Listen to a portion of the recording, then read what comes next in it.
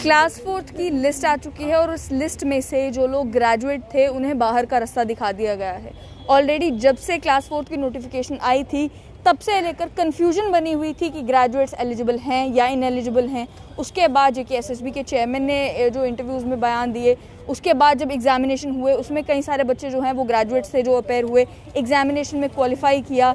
जब document verification की बारी आई तब भी एक नोटिफिकेशन निकाली गई जिसमें कहा गया कि आपसे एफिडेविट मांगी जाएगी, आपको ये बताना है कि आप ग्रेजुएट नहीं हैं, वरना आपको आने वाले समय में भी जो जेकेएसएसबी में आप अप्लाई कर सकेंगे पोस्ट के लिए उससे भी आपको डिस्क्वालीफाई कर दिया जाएगा।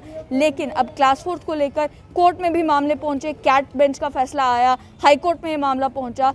आज क्लास फोर्थ में ही अप्लाई करने वाले जिन ग्रेजुएट्स को बाहर किया गया है वो प्रेस क्लब में मौजूद हैं और वो ये कह रहे हैं कि हमें बाहर का रास्ता ना दिखाया जाए, हमने एग्ज़ाम क्वालिफाई किया है, हमें नौकरी दी जाए। इसमें से कोई गलत तो मैंने कहा नहीं, आप यही चाहते हैं कि आपको बाहर का रास्ता ना दिखाया जाए, आपको नौकरी मिले। हमें नौकरी मैम एक्चुअली SRO 99 पढ़ के हमने फॉर्म में SRO 99 मेंशन था, हमने फॉर्म फिल किया, उसके बाद हमने एग्ज़ाम दिया, SRO 99 को ही लेके चल रहा था सब कुछ।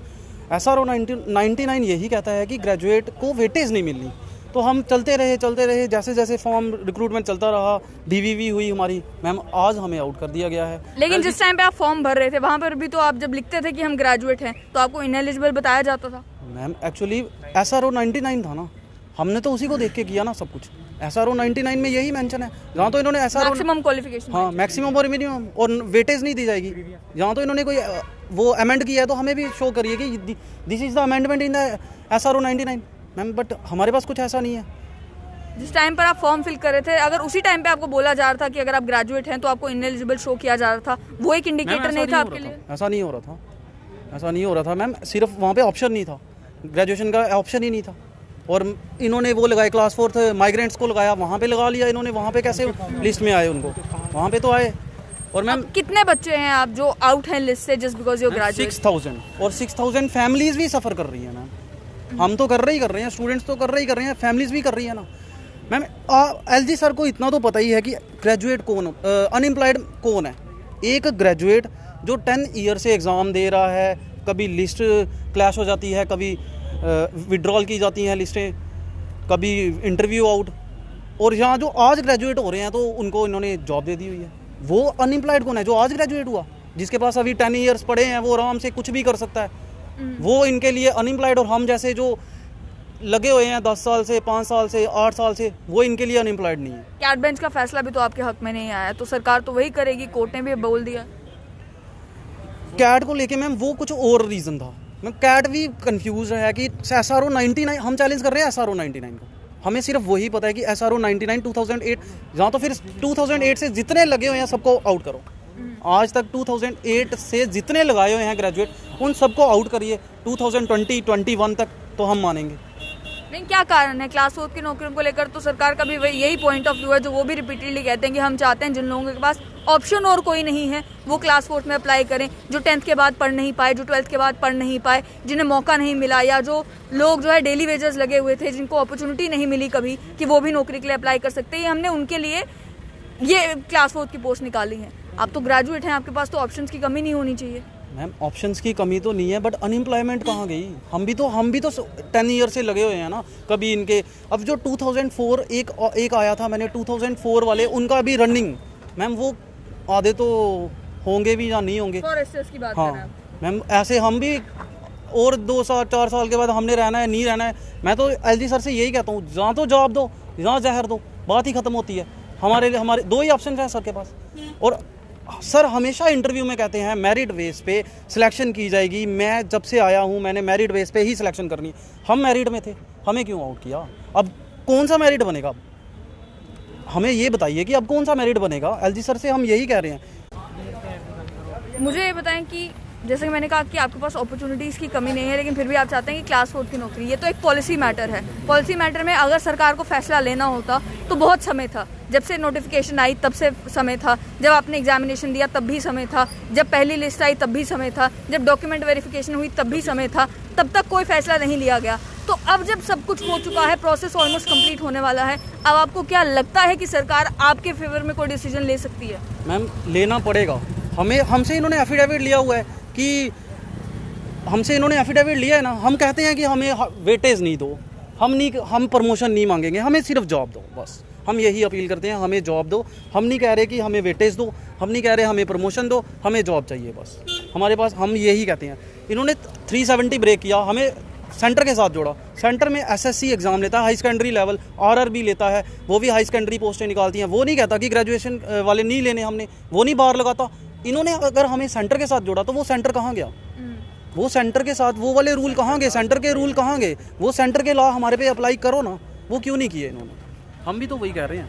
आप लोगों के लिए यानी कि ग्रेजुएट्स के लिए और भी तो पोस्ट आई, अकाउंट असिस्टेंट्स की पोस्ट आई, अकाउंट असिस्टेंट फाइनेंस की पोस्ट आई, उसके अलावा एसआईज की पोस्ट आई हैं। ये सारे ऑप्शंस तो ग्रेजुएट्स के पास हैं। एक 10th पास के लिए, 12th पास के लिए इस क्लास 4 के अलावा ऑप्शन क्या है? और क्या आप मानते हैं, ऑनेस्टली जस्ट बताएं, क्या आप मानते हैं कि एक एग्जाम में एक 10th पास बैठेगा और एक एग्जाम में ग्रेजुएट बैठेगा, मेरिट में 10th पास आएगा? मैम एक आज 10th हो रहा है, 10th पास हो रहा है, 12th हो रहा है, वो अप्लाई कर सकता है क्या? उसके पास और ऑप्शंस खत्म हो गए उसके ऑप्शंस?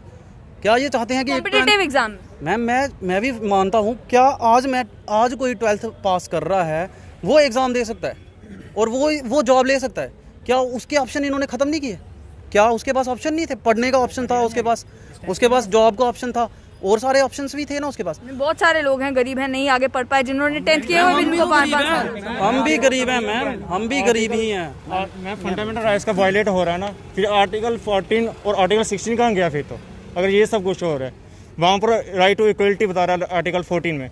आर्टिकल 16 में ये बताता है कि किसी भी इक्वल अपॉर्चुनिटी देते हैं हर एक पब्लिक को। इसमें फिर 10th और ग्रेजुएशन कहाँ से आ गया? क्या ग्रेजुएशन की कोई अलग से अपॉर्चुनिटी मिलती है? क्यों से? मेरे सामने एक मेरा कज़न है, उसके ओवरेज हो गया 45 ईयर हो गया, 2 बच्चे हैं उसके। अब उसके लिए क्या फाइनेंस का एग्जाम है, कहाँ क्या करेगा वो? बताइए। चलो हम तो कर ही लेंगे, जैसे मुझे अपने को जस्ट कर ही लेंगे, वो कैसे करेगा? इतने सारे वो अंडर ग्रेजुएट। और जो लिस्ट में मैम आप देखिए कि सबसे ज़्यादा अगर बात है अभी भी ग्रेजुएट बीच में हैं, काफ़ी सारे ग्रेजुएट बीच में हैं। तो और बाकी जो रह गए हैं उनमें से न्यू ग्रेजुएट हैं, वो भी 2-3 हज़ार न्यू ग्रेजुएट होगा, और कम से कम जो सिर्फ 12th पास है वो कम से कम 500 से कम बच्चा होगा। तो ये पॉलिसी कैसी है? न्यू ग्रेजुएट एलिजिबल और ओल्ड ग्रेजुएट बाहर। और मैं मुझे बताता हूँ, आपने मेरे को एक बात पूछी थी कि जब फॉर्म लगे थे मैं भी कन्फ्यूज़ था, मेरे कज़न वगैरह जितने भी वो भी ऐसा 208 में लगे हैं। फिर मैंने फॉर्म लगाने से पहले ना JKSSB में फ़ोन किया सबसे पहले कि मैं फॉर्म लगाऊँ बिकॉज आई एम ग्रेजुएट। उन्होंने मेरे को ये बोला कि आप एक फॉर्म लगा सकते हो, या पंचायत का लगाइए, मेरे पास रिकॉर्डिंग पड़ी है, अगर आप सोच रहे हो कि मैं झूठ बोल रहा हूँ, वो आपको रिकॉर्डिंग भी दे दूंगा। आप एक फॉर्म लगाइए, या फिर ये क्या नाम है इसका, पंचायत का लगाइए, या फिर ये क्लास 4 का लगाइए। हमने ऑप्शन ले लिया कि चल मैं क्लास 4 का लगा लेता हूँ। मैंने लगा लिया फॉर्म कि चलो। उसके बाद क्या हुआ कि कश्मीरी माइग्रेंट के फॉर्म लगे, ऐसा 208 में लगे, सभी को पता है। ये देखिए मेरे पास वो है, इसमें ग्रेजुएशन के मार्क्स ऐड हो रहे थे। ये कौन सी, मेरे को बताइए, पॉलिसी कौन सी चला रहे हैं? ये ग्रेजुएशन के ऐड मार्क्स हो रहे हैं और उनको बाहर निकालते, वो तो मेरे को पता नहीं निकाला। सभी आप डेट ऑफ बर्थ देख लो, जिससे 40 साल की उम्र है, वो बच्चा बेचारा क्या 12th तक ही पढ़ेगा, हमें पता है सब, ठीक है। ये देखिए ग्रेजुएशन के मार्क्स ऐड हो रहे थे उनके, और हमारे ग्रेजुएशन के मार्क्स ऐड नहीं हो रहे। चलो ठीक है। और उनके साथ हमें पता है कि एक भी ग्रेजुएट उनमें से जितने भी है सारे के सारे ग्रेजुएट हैं, और उनके सभी के उसके बावजूद भी उन्होंने ऐसा ही कि वो देखे कि इन्होंने फॉर्म लगाया, वो ऑलरेडी वो और कोई पोस्ट में। लेकिन आपने भी तो कोई दरवाजा नहीं छोड़ा, आपने कोर्ट का दरवाजा खटखटाया, पॉलिटिकल लीडर से आप लोग मिले, आपने लेफ्टिनेंट गवर्नर को ग्रीवेंस सेल में बहुत बारी मैसेजेस डाले हैं, आपने मेमोरेंडम दे कि आप नहीं थके। अगर अभी तक आपकी सरकार ने नहीं सुनी, एक दरवाजा है हमारे पास, ऊपर वाला है ना। हम अब वही बात आ गई ना, जहाँ तो जहर दो, जहाँ जाप दो, बस वो दरवाजा तो बड़ा वो होता है। आरटीए हम चल ग्रीवेंस डाली, उसके आया रिप्लाई। आरटीए हम तभी कंफ्यूज था कि चल फोन के थ्रू आप एक सबूत के तौर पर नहीं ले सकते, हमने चल रहा किया।